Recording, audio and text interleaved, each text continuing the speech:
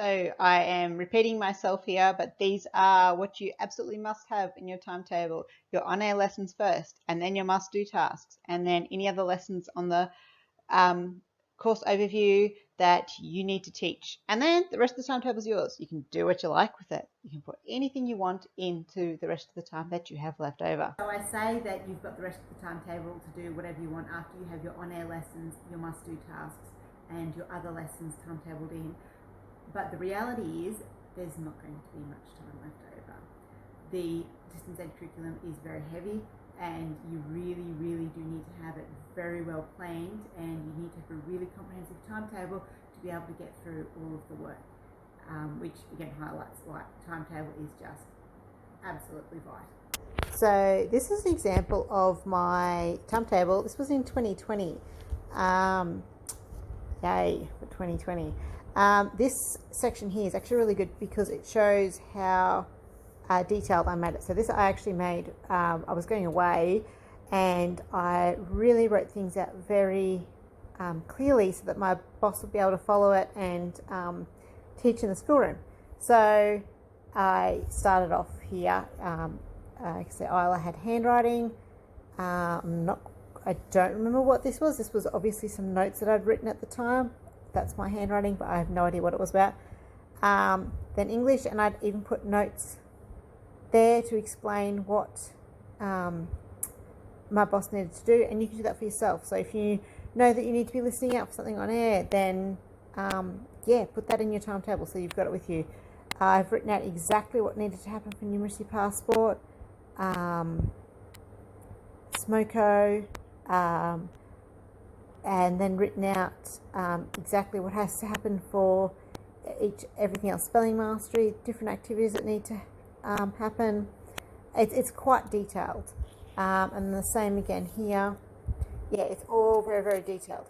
Now, something that I normally do with my timetable, which I haven't done here, is I would have a page here, and then this would be blank.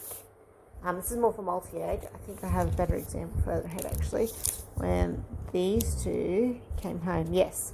So here I've got 3 kids, and we have their on-air lessons, and there's 3 here because these 2 are home boarding school because like plague and lockdowns. And this shows me when this one, Isla, is on air and what lessons she has, and then this one, I hand wrote those in because these were changing and we were never quite sure, so but it still showed me.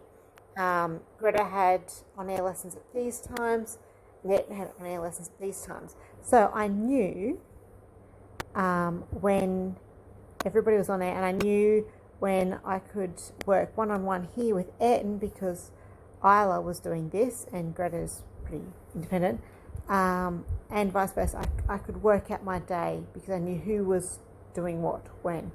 And then on this side I had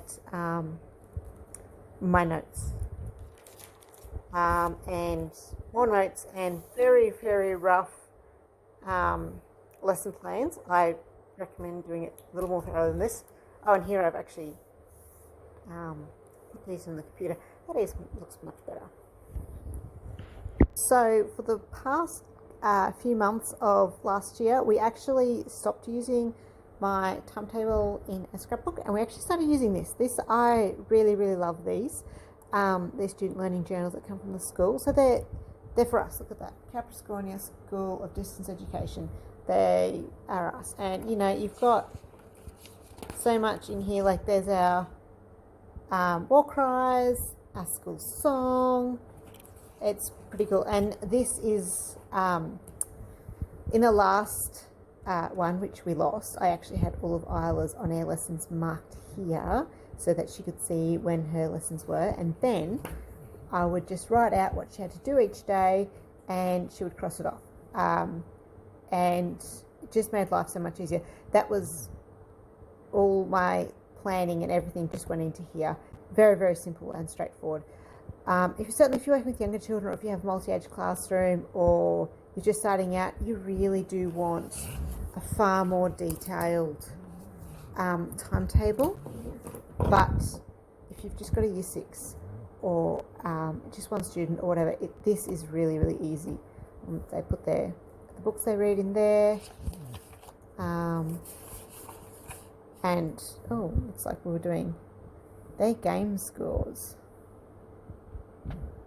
I think Isla won, actually. She often does.